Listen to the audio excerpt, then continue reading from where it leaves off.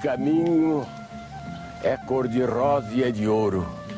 Estranhos roserais nele florescem. Folhas augustas, nobres, reverdecem. De acanto, mirto, sempiterno louro. Neste caminho encontra-se o tesouro, pelo qual tantas almas estremecem. É por aqui que muitas almas descem ao divino e fremente sorvedouro. É por aqui que tantas almas descem, passam trêmulas sonhando, neste celeste límpido caminho, embebedados do sinistro vinho, ensanguentados da tremenda guerra.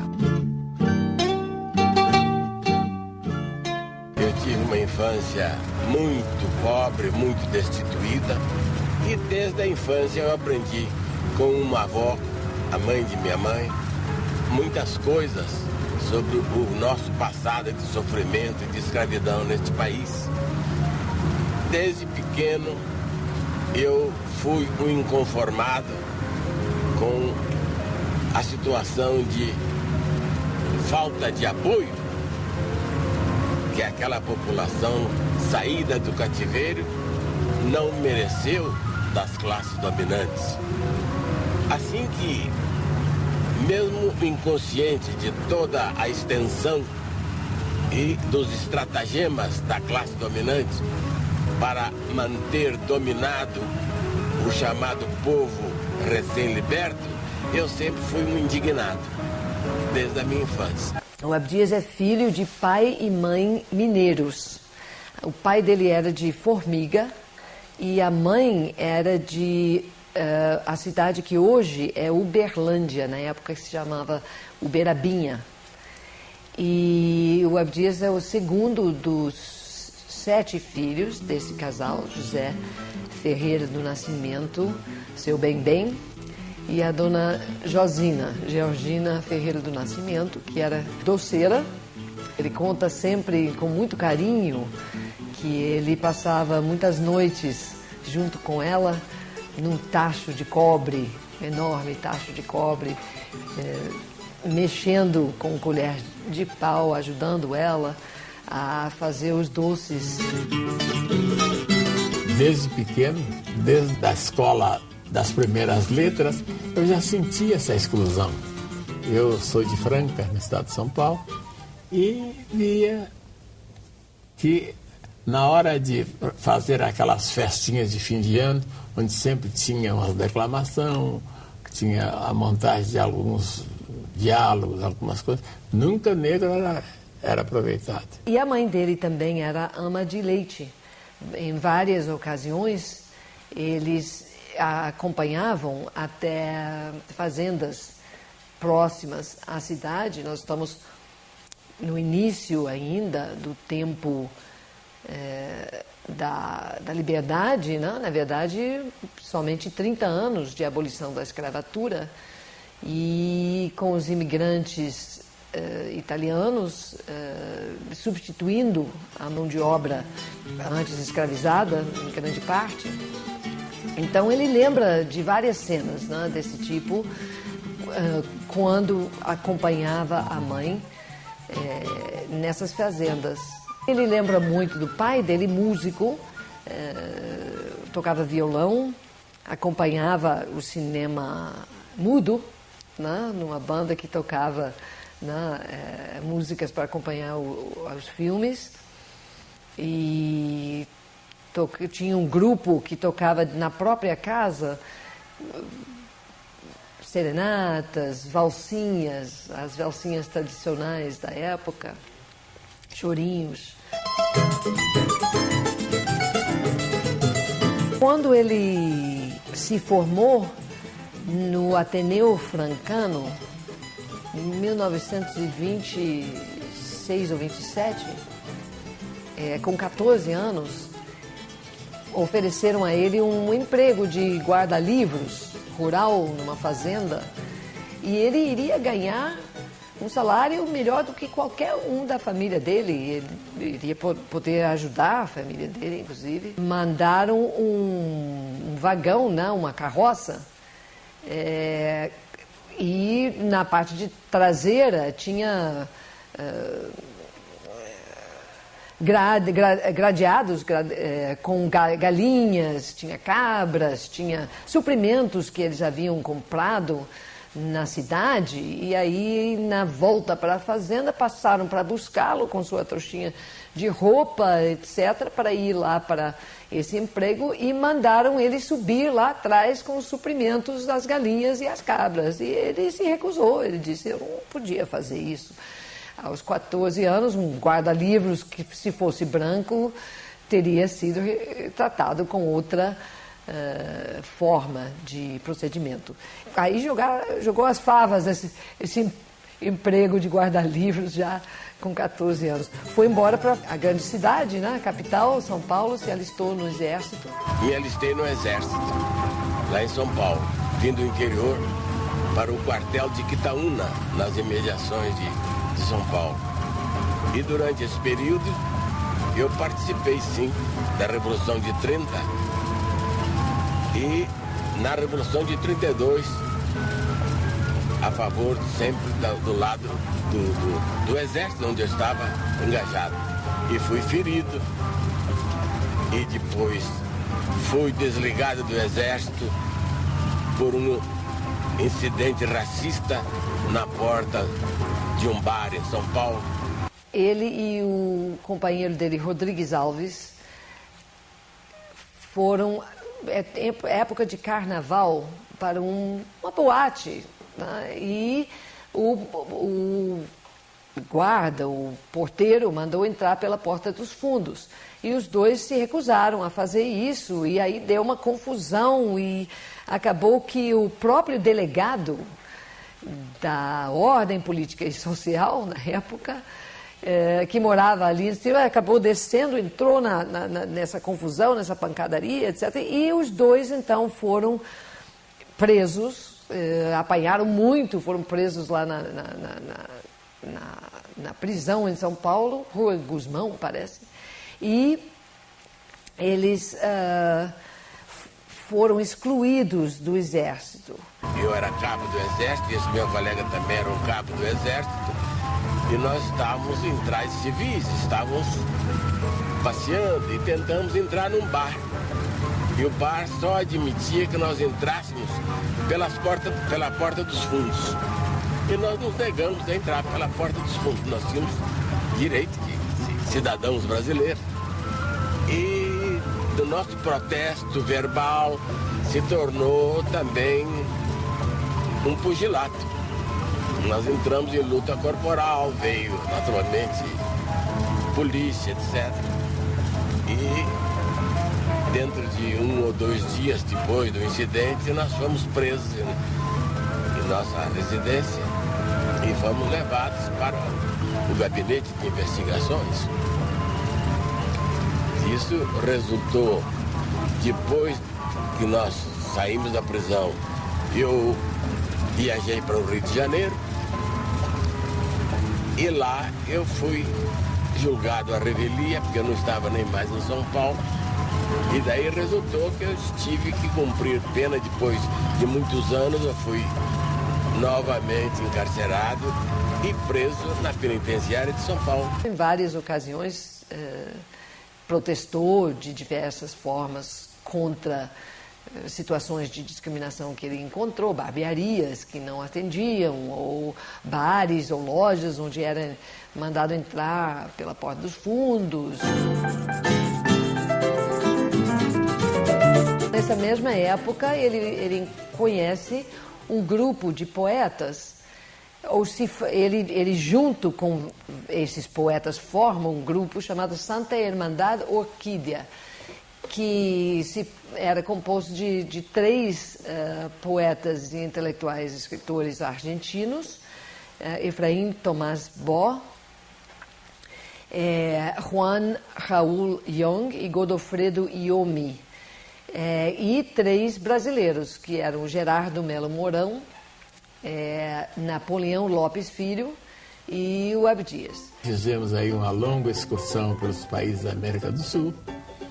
Eu, em Lima, eu assisti uma peça que me calou fundo. foi O Imperador Jones, de Eugênio Nilo. Esse espetáculo foi fundamental na minha vida. Lá o Imperador Jones era um branco que se pintava de negro para fazer o papel principal. Daquele momento em diante, dentro de mim, nasceu essa convicção de que eu estava destinado a fazer um teatro negro no Brasil. Ele ainda vai passar pela Argentina, onde nesse próprio teatro de onde veio esse ator, o Teatro del Pueblo, em Buenos Aires, ele passa um ano numa espécie de estágio, vamos dizer, e aprende, né, muito sobre teatro, no sentido tanto da parte de atuação artística, como direção e dramaturgia. Quando chega em São Paulo, ele está condenado pela Justiça Civil por causa daquele incidente de resistência ao racismo anterior e vai para a penitenciária do Carandiru.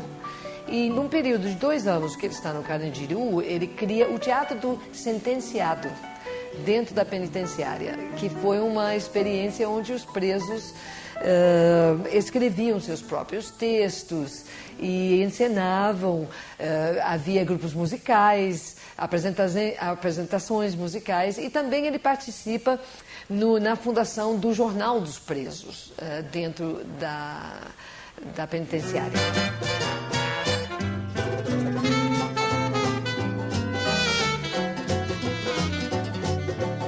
Eu tomei conhecimento do Teatro Experimental do Negro quando, numa revista chamada Revista Rio, do Dr. Roberto Marinho, ele publicou 4 páginas com fotografias do José Medeiros, que foi um grande fotógrafo também, de os negros ensaiando na Uni, aqui na Praia do Flamengo.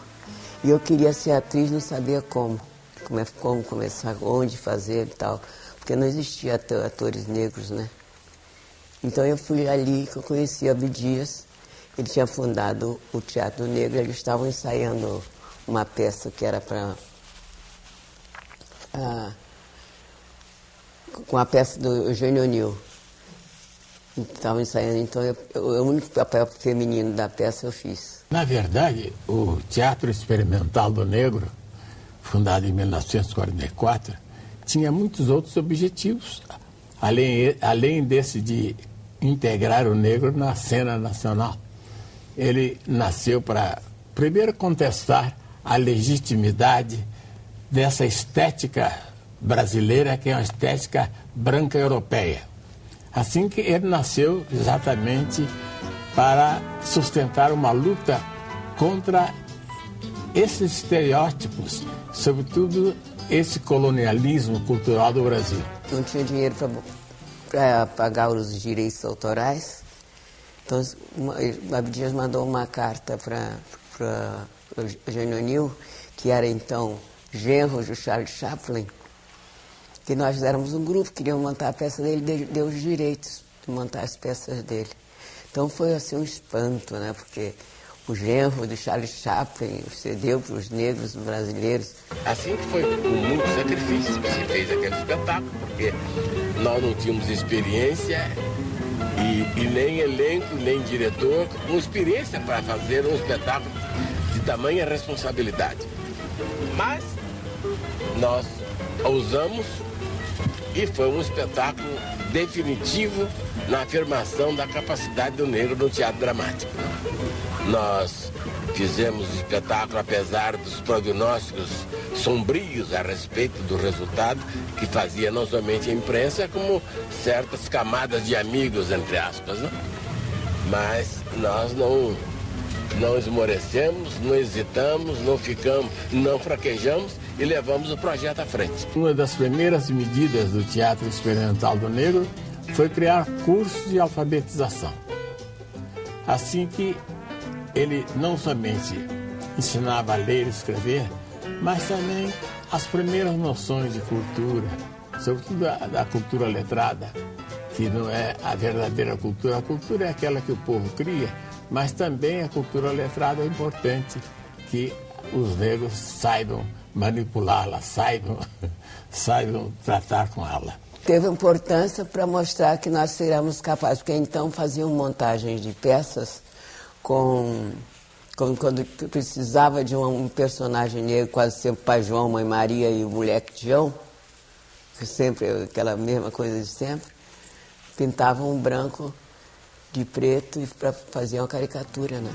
Não era simplesmente o problema de um ator ter a pele negra. Era produzir no palco também os problemas existenciais da população negra. Era também tratar desses assuntos na cena brasileira. O teatro experimental, no seu início, atraía principalmente mulheres trabalhadoras domésticas. Associado ao trabalho do teatro, havia também toda uma iniciativa voltada para a questão da aquisição de escolaridade, vindo desde questões ligadas à alfabetização, que era algo extremamente importante, mais do que hoje até na comunidade negra naquele momento. Associado também a essa movimentação teatral, havia toda uma mobilização no sentido de realização de congressos de pessoas negras, tanto no Rio de Janeiro como em São Paulo. O Teatro Experimental do Negro ajudou a organizar a Convenção Nacional do Negro, que teve sessões em São Paulo e também no Rio de Janeiro. Apresentaram uma série de reivindicações para a Constituinte, através do senador Hamilton Nogueira. O jornal Quilombo, que era o jornal do Teatro Experimental do Negro, abria as suas páginas a candidaturas de todos os partidos políticos. A mesma postura que o Abdias vai ter também nos anos 80, quando ele volta do exílio e, diante da nova democracia, vai sempre encarar a luta contra a discriminação racial como uma questão suprapartidária.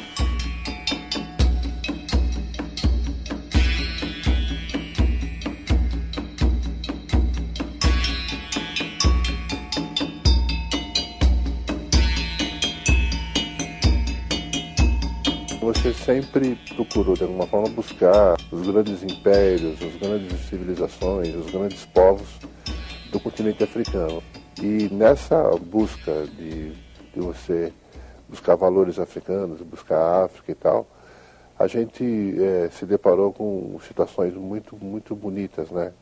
De você se dar conta da riqueza, da diversidade que é o continente africano. E, em especial, né, o Egito, né, que o Egito é um país africano em que normalmente as pessoas não colocam o norte da África como se fosse a África. Heródoto, o pai da história, descreveu os egípcios como negros de cabelos lanudos. Eram eles os responsáveis por grande parte do legado creditado à cultura grega.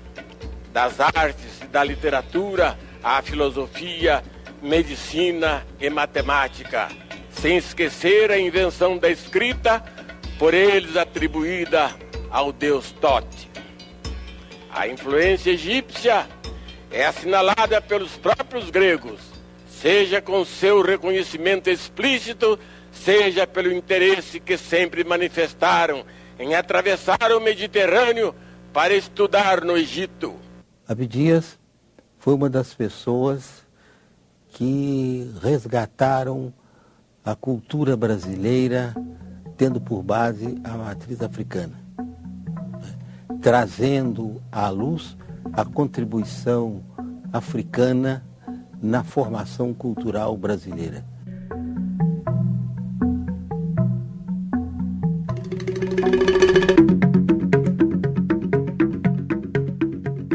As nossas escolas ensinam apenas que o negro veio da África como escravo, cometem e perpetuam o crime de roubar de nossas crianças a sua própria história.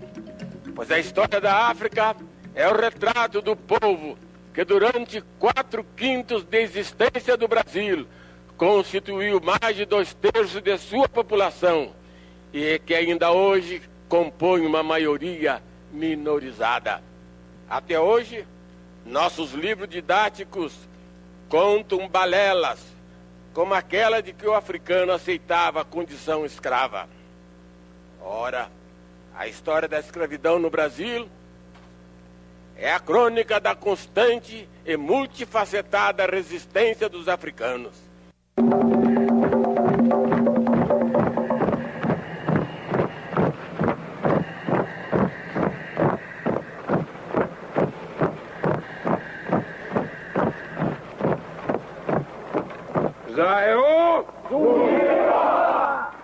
Tivemos malês, tivemos a balaiada do Maranhão, cujo grande líder foi o Negro Cosme, e o Negro Cosme chegou a criar escolas.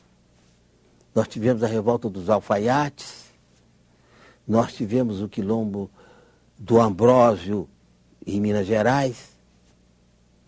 Grandes focos de resistência, naquele caso, à escravidão, e, modernamente, os movimentos negros.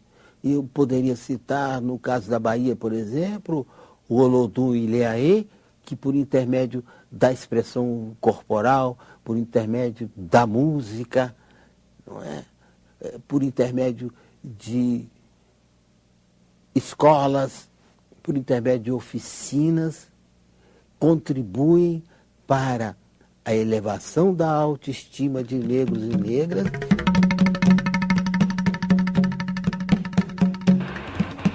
Só me livro se lutas em tese final. Se nenhum nós fugir, fugir.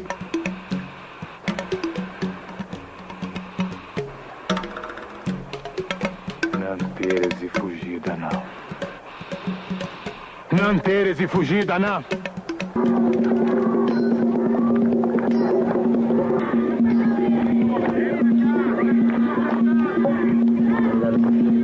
O Quilombo dos Palmares, ele era habitado e resistiu por mais de 100 anos e habitado por negros, não negros, indígenas. Ou seja, era uma espécie de uma república onde ali habitavam em comunhão aqueles formadores da nossa nação brasileira nos dias de hoje.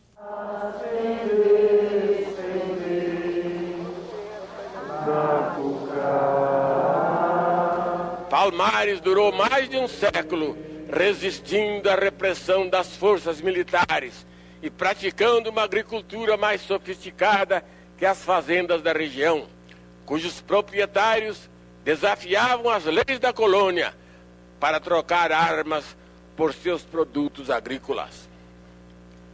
Destruído em 1694 pelo maior exército reunido no Brasil antes da independência, Palmares legou-nos aquele que não é apenas o maior herói negro, mas o maior herói brasileiro. Zumbi, o general e líder político que soube conduzir seu povo na mais bela e inspiradora jornada pela liberdade jamais empreendida neste país. 20 de novembro é a data em que foi assassinado o grande líder, aquele que sempre lutou, peleou, que foi Zumbi dos Palmares, né? E que inclusive criou os quilombos. Por isso que a gente fala que a nação negra, na verdade, é descendente da nação quilombola, né? Que era uma sociedade de igual, onde brancos e negros tinham direitos de oportunidades no mesmo nível. Então, a grande referência de um país, de fato, com oportunidades para todos, não é a Lei Áurea, e sim a figura de Zumbi dos Palmares, e por isso 20 de novembro.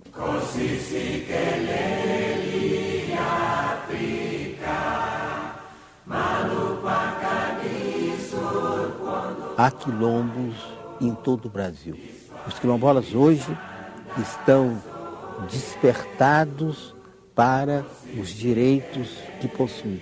E não é só o direito à terra, mas também a luz para todos, a água, né, os implementos e os insumos para a agricultura e a garantia de que não serão mais importunados por aqueles que invadem as suas terras. Tudo isso é um processo. Nós temos 1.700 quilômetros reconhecidos e temos cerca de 150 já com título definitivo, ou seja, com a sua escritura. Em 68, ele vai aos Estados Unidos para uma visita de intercâmbio e lá está em dezembro, quando o regime emite o ato institucional número 5, né, o AI-5, e fecha o regime. E aí o Abdias, que era alvo de vários inquéritos policiais militares, não podia voltar ao Brasil. E fica durante um tempo no exílio nos Estados Unidos. Alô, senhoras e senhores, aqui fala o seu correspondente em Washington, hoje diretamente da Universidade de Wesleyan, no estado de Connecticut, na cidade de Middletown. Nós aqui viemos para entrevistar uma conhecida figura das artes no Brasil. Viemos conversar com Abdias do Nascimento, homem de teatro, pintor, autor de vários livros e agora professor nesta universidade.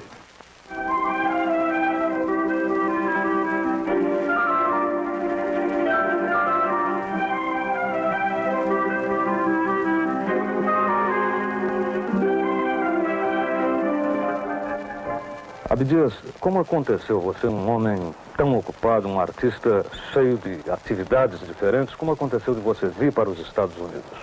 Bem, eu recebi um convite da Farfield Foundation para vir aos Estados Unidos conhecer principalmente os problemas da educação e da cultura do negro norte-americano.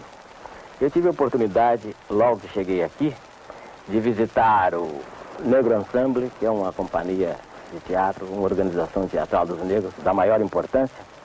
Vi também o New Lafayette Theatre, ambos estão em Nova York, localizados em Nova York. Vi também o trabalho dos poetas, dos escritores. Por exemplo, estive na Spirit House, que é uma importante instituição fundada pelo grande poeta Leroy Jones, aliás, um autor muito conhecido no Brasil, porque já foi levado uma peça sua, Dotman. Estive também em Washington, estive em Birmingham, visitando exatamente as instituições culturais dos negros norte-americanos. Agora, por indicação do professor Carl Scheid, que também já esteve no Brasil, e é o grande estimulador das relações culturais do Brasil com os Estados Unidos, por indicação do professor Scheid, o Center for the Humanities, aqui da Wesleyan University, me convidou para passar aqui um ano como visiting fellow. Escute, e em que constitui exatamente o seu trabalho aqui nesta universidade? Basicamente, o meu trabalho aqui é tomar parte no seminário, que é o seminário do ano escolar do Center for the Humanities. O seminário está baseado no tema The Humanity in Revolt. E você leciona também em português, não? Há um grande interesse aqui nos Estados Unidos, não somente pela língua portuguesa, como também em outros aspectos da cultura brasileira. Aqui na Wesleyan, 4 estudantes que falam português se interessaram pela cultura brasileira e me solicitaram aquilo que eles chamam de uma tutoria, que é um outro tipo de professor aqui no Brasil, eu creio que não está ainda muito difundido. Então eu sou o professor desses 4 alunos que falam português a respeito, professor de literatura brasileira. Um deles se interessou pelo ramo do teatro, o outro pela parte da poesia, o outro por um romancista, especificamente falando Machado de Assis, e assim os 4 estão indo muito bem nesse trabalho de pesquisa e de conhecimento da cultura brasileira. Agora, outra coisa que eu gostaria que você nos dissesse é o que faz você nas horas de folga, nas suas horas de lazer? Como é que você aproveita essas horas? Não, mas acontece que, além desses 4 alunos de estudos brasileiros, eu ainda participo de outras atividades culturais da Wesleyan. Por exemplo, o Afro-American Institute, que é uma organização importantíssima aqui na Wesleyan e que se dedica aos estudos do negro e sobre o negro. O Instituto Afro-American tem um currículo muito especial, muito específico, e através desse instituto, o negro, dentro da cultura, assume um protagonismo, coisa que não existia há 5 ou 10 anos atrás. Isso é um fato da maior relevância e que o Brasil também precisa imitar, porquanto o negro até hoje tem sido objeto de estudos. Ele mesmo não participa da elaboração das ideias que sobre ele existem. E esse fenômeno que está ocorrendo nos Estados Unidos dá maior importância porque em todas as universidades estão sendo criados esses tipos de estudos, esses tipos de centros de pesquisa. E o negro, assim, passa também a tomar parte na elaboração da cultura do país e também a inserir na cultura do país a sua experiência de vida, a sua história, a sua cultura, as suas crenças. Isso é importante para que o negro não continue marginalizado, sendo apenas um objeto e não um protagonista da sua própria história. Ele vai desenvolver a sua atuação política no sentido mais amplo, no sentido internacional, no contexto internacional do panafricanismo, que é os movimentos negros de vários países, inclusive ligados com a luta pela libertação das colônias, ainda colônias, né, africanas, que estão buscando sua independência, e os movimentos de libertação, e vai levar ao palco internacional do pensamento e da atuação política africana a denúncia da discriminação racial no Brasil.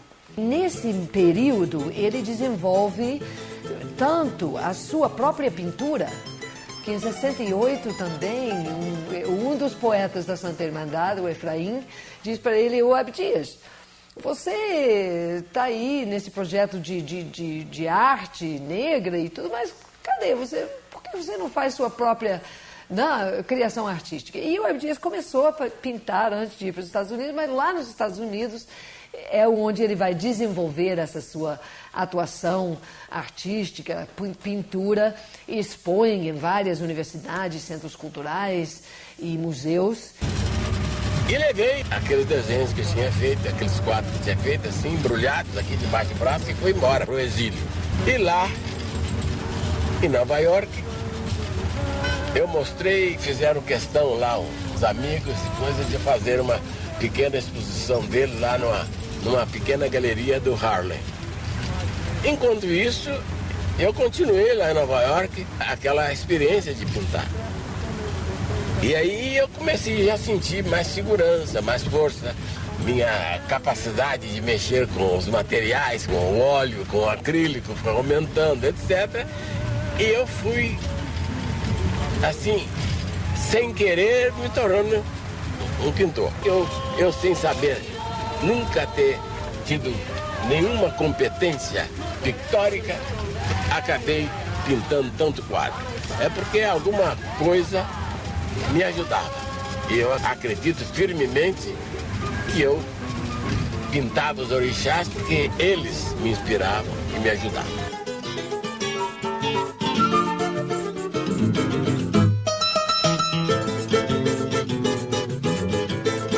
Voltando ao Brasil para viver, morar, e se junta novamente ao Brizola na proposta de trazer de volta, né, a proposta do trabalhismo, do PTB, e há um impedimento político, né? Desde o exílio eles estão juntos, né? Articulando a força política que seria o novo Partido Trabalhista Brasileiro, e que vira com o tempo o PDT, Partido Democrático Trabalhista, e aí o Abdias propõe desde o exílio, e o partido define como a sua quarta prioridade programática nacional a questão das populações negras e a necessidade de se superar a discriminação racial.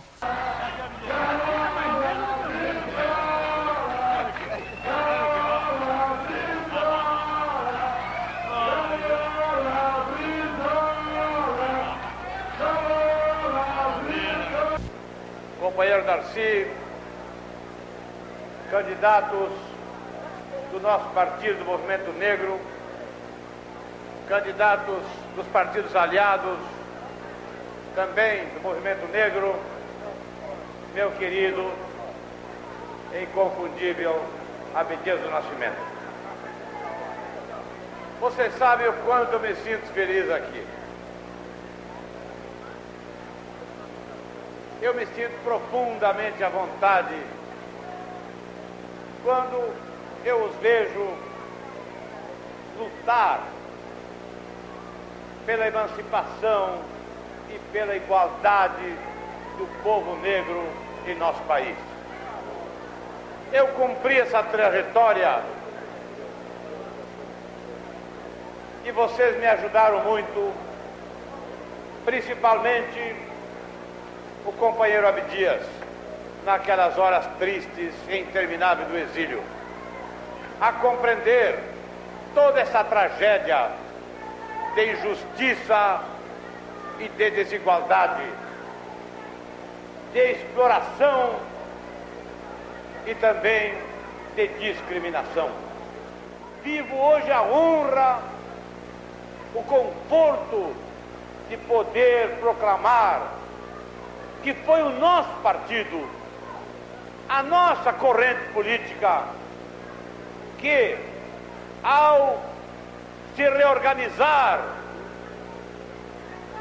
em nosso país, já na fase final do regime militar, levantou com uma força que ainda não conhecia o nosso país, assumiu na sua totalidade a causa dos nossos irmãos negros. Queremos saber por quê, de onde vem, como é que se mantém ainda essa atitude discriminatória. Quando dizem, pega o ladrão, logo a polícia corre atrás do negro e deixa o branco que roubou inteiramente a sua vontade. Abdias é, em muitos sentidos, um pioneiro do movimento negro contemporâneo.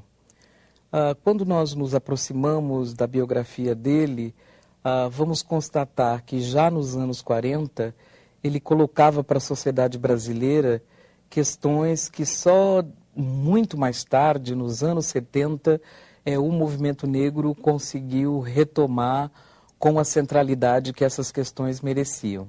E assim as lutas começaram a tomar corpo através da Clarim da Alvorada, lá de São Paulo, através da Frente Negra na década dos 30 em São Paulo, através do Congresso Afro-Campineiro de 1938, através depois, mais tarde, do Teatro Experimental do Negro no Rio de Janeiro, que também exerceu um papel, era uma trincheira de luta do movimento negro, né? E ali houve vários eventos, várias realizações importantes, como o Comitê Democrático Afro-Brasileiro, a Convenção Nacional do Negro, que se reuniu em 45 em São Paulo, onde pela primeira vez se advogou a definição do racismo como crime de lesa pátria e também as políticas públicas de amparo à população afro-brasileira. Foi ali que se advogou, por exemplo, as cotas para o ensino e para o trabalho. É muito importante nesse sentido, não só esse trabalho que o Abdias realizou durante esses anos 40, 50 e até os anos 60, porque foi isso que criou as condições políticas para que, a partir dos anos 70, no contexto mesmo de luta contra a ditadura no Brasil, pudesse emergir o movimento negro contemporâneo, tal como nós o conhecemos hoje, que é um movimento que se organiza politicamente, tendo como agenda principal e uma agenda explícita o combate ao racismo e aos seus efeitos na vida das pessoas no Brasil.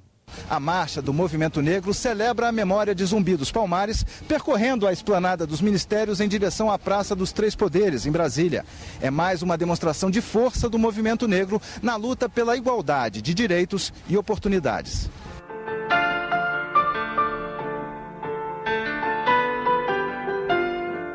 final da década de 70, o movimento negro resolveu fazer um primeiro protesto em praça pública. Eu me lembro que foi um momento muito preocupante, né? Quem liderava isso era o Milton Barbosa, o Eduardo de Oliveira, o Rafael Pinto, os irmãos Prudentes, enfim.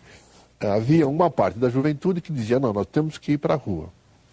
Chega de ficar fazendo denúncia em lugares fechados. Escolheram nada menos do que a escadaria do Teatro Municipal. Se lançou um movimento negro unificado, que era para protestar contra a morte de um trabalhador da Zona Leste, que havia sido assassinado, torturado pela polícia, e a proibição, ou seja, o episódio também muito triste, da proibição de jovens negros de frequentarem uma piscina de um clube chamado Tietê, em São Paulo. Os mais antigos estavam muito cautelosos, porque na verdade era um período de repressão, e havia muita infiltração do aparelho do Estado desses movimentos sociais. O curioso é que a gente, na época, a gente não se dava conta disso, né? Agora, recentemente, com a abertura dos arquivos do DOPS de São Paulo, todos esses episódios, tem até fotografia nossa, o nome das pessoas que participavam das reuniões, tudo relatado. Se nós temos o reconhecimento dos quilombolas, uma reivindicação do movimento negro. Se nós temos a Lei 10.639, que é aquela que determina o ensino de história da África e de cultura afro-brasileira nas escolas de ensino fundamental, conquista do movimento negro. Se nós temos a Fundação Cultural Palmares, conquista do movimento negro. Se nós temos a Secretaria Especial de Promoção de Políticas para a Igualdade Racial, conquista do movimento negro. Ouviremos neste momento as palavras do senhor Abdias Nascimento, personalidade referência do movimento negro no Brasil.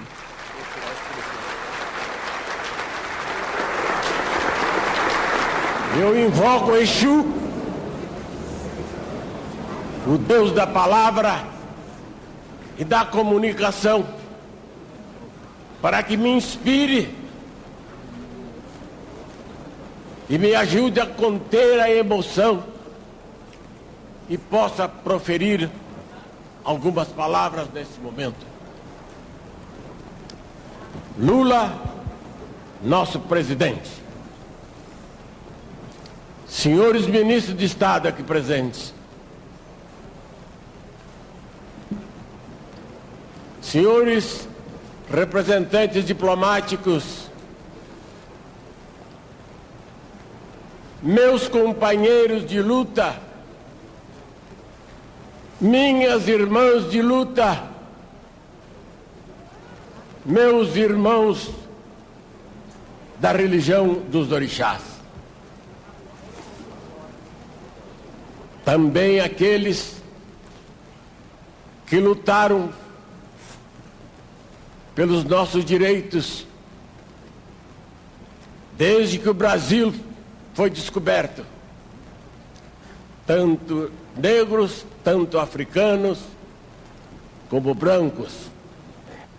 Na instalação dessa Secretaria pela Igualdade Racial, eu não poderia esquecer as raízes desta secretaria. Ela não caiu do céu, ela não brotou espontaneamente do chão brasiliense. Ela começou desde que o primeiro africano pôs os pés nessas terras, desde que o primeiro africano rebelde, o primeiro africano revoltado, iniciou a grande luta quilombista. O Estatuto da Igualdade Racial, conquista do movimento negro. E assim por diante. Agora, nós estamos numa caminhada, tudo isso é um processo, né? Ainda falta muito.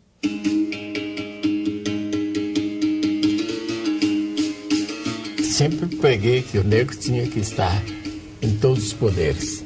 Ele devia também estar no legislativo. É assim que eu não somente estimulei a outros negros a se candidatarem a postos no legislativo, e em 83 foi quando eu tive sucesso. Tive 4 anos aí bem agitados e bem produtivos. Basta ver a minha bibliografia aqui na Câmara dos Deputados para ver que eu apresentei vários projetos de lei. Nenhum deles mereceu nem a honra de ser discutido no plenário, porque são todos projetos que contraria toda a tradição brasileira de achar que no Brasil não há nada a fazer em matéria de raça, que aqui tudo está muito bem.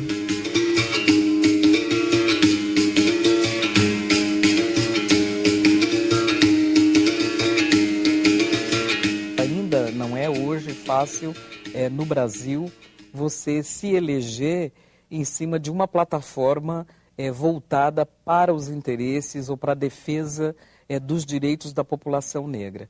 Quer dizer, com todas as mudanças que já aconteceram na sociedade brasileira, esse é um tipo de postulação que no contexto eleitoral ainda apresenta muitas dificuldades.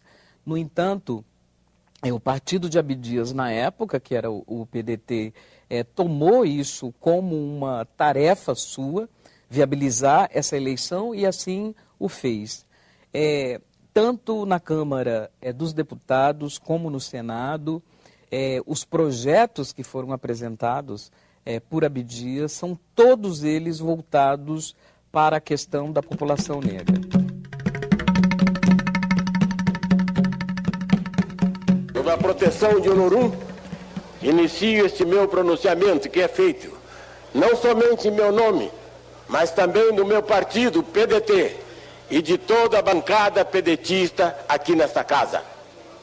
A vitória de Palmares tem se dado antes do plano simbólico, fornecendo aos afro-brasileiros um poderoso reverencial, capaz de desmentir todos os estereótipos habilmente forjados para que os negros se mantenham no seu lugar. Pois Zumbi representa o negro, o homem, um ser humano que prefere a morte a aceitar seu lugar de escravo. Mais que isso, ao rejeitar a paz de Gangazumba, Zumbi simboliza o negro que não aceita migalhas, consciente de que a sua é uma luta coletiva que só terá fim com a libertação da totalidade de seus irmãos. Se vivesse hoje em dia, Zumbi teria muitas razões para a tristeza e a revolta, em virtude das condições de vida de seus descendentes e da passiva aceitação por muitos destes da ideologia racista e assimilacionista corporificada no mito da democracia racial.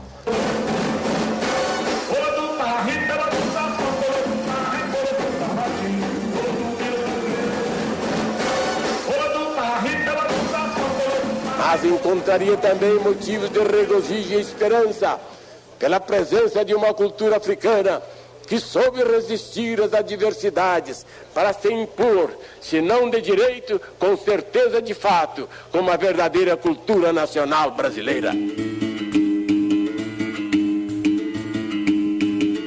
Antes mesmo de se ter no Brasil uma discussão estabelecida sobre as ações afirmativas, sobre cotas raciais como instrumento de política pública, ele já inseria essas questões nos seus projetos, e com uma coragem para aquele momento que eu considero admirável, a proposição de ações afirmativas no mercado de trabalho.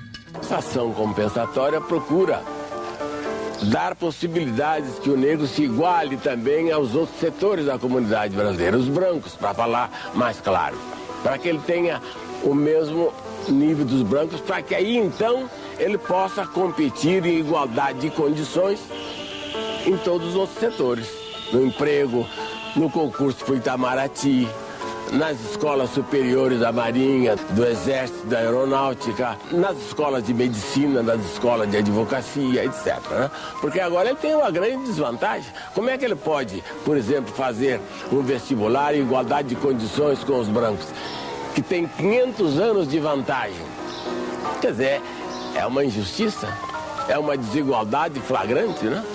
E você não pode colocar um corredor que tem as pernas vigorosas e treinadas e bem alimentadas por 500 anos com aquele que tem as pernas atrofiadas, que está com as pernas amarradas. Ele não pode nunca vencer uma corrida desse tipo.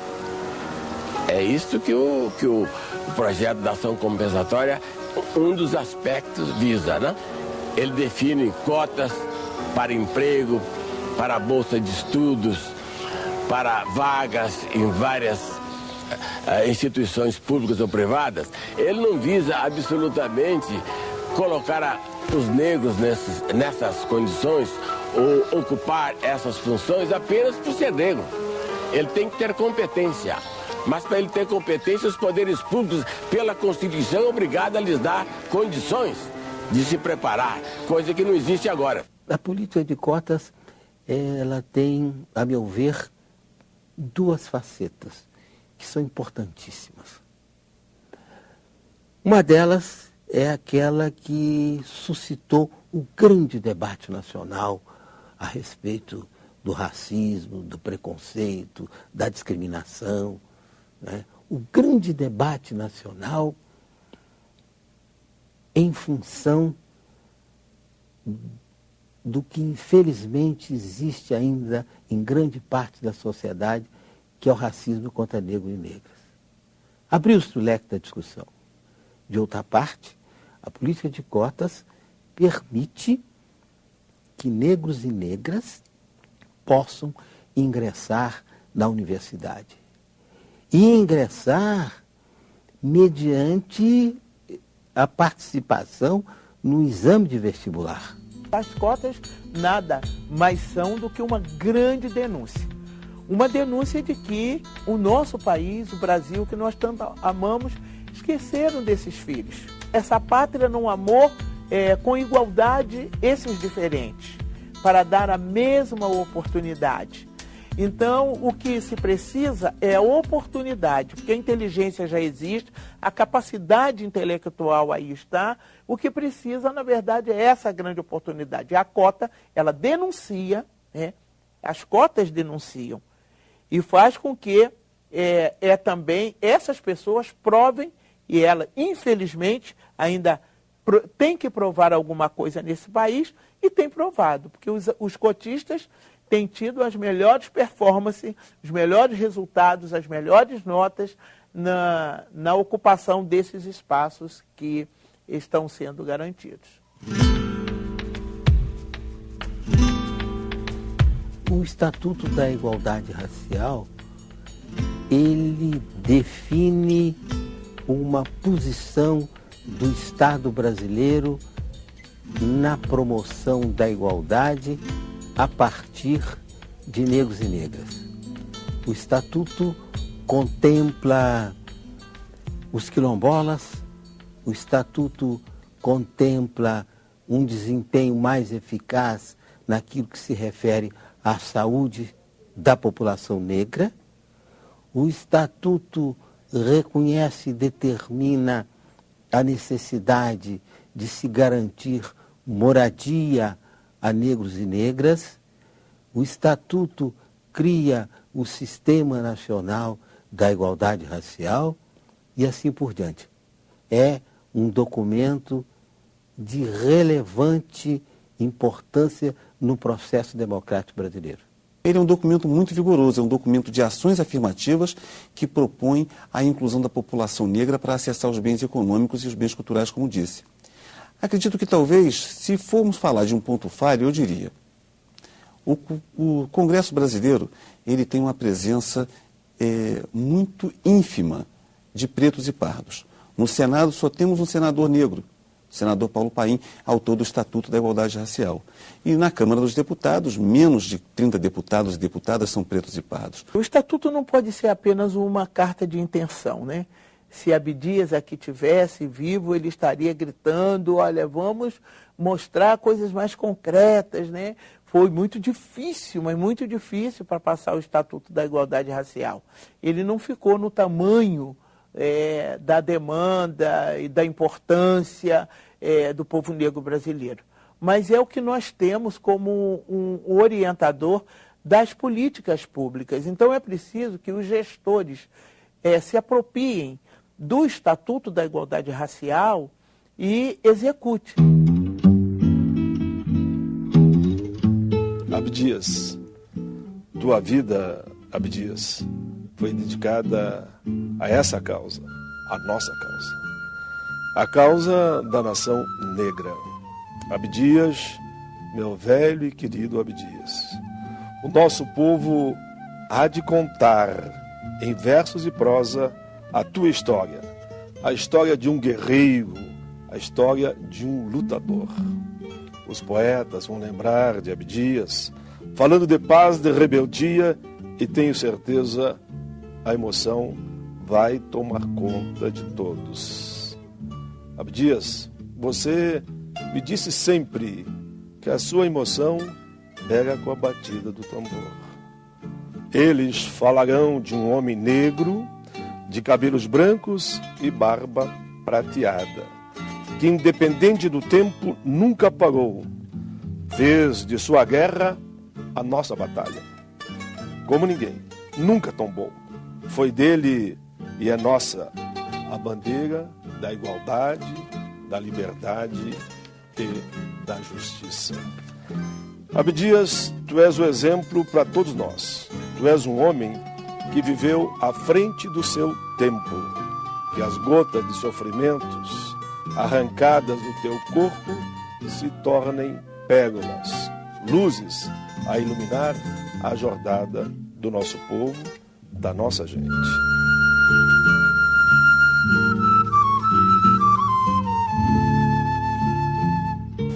Nós temos assistido à marginalização permanente do negro nos níveis de poder.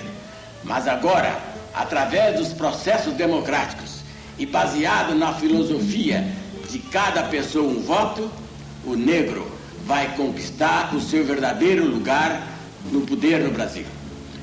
Assim que negros e brancos estejam preparados, nós não vamos mais permitir que se perpetuem as injustiças sociais, a humilhação racial num país construído pelos negros.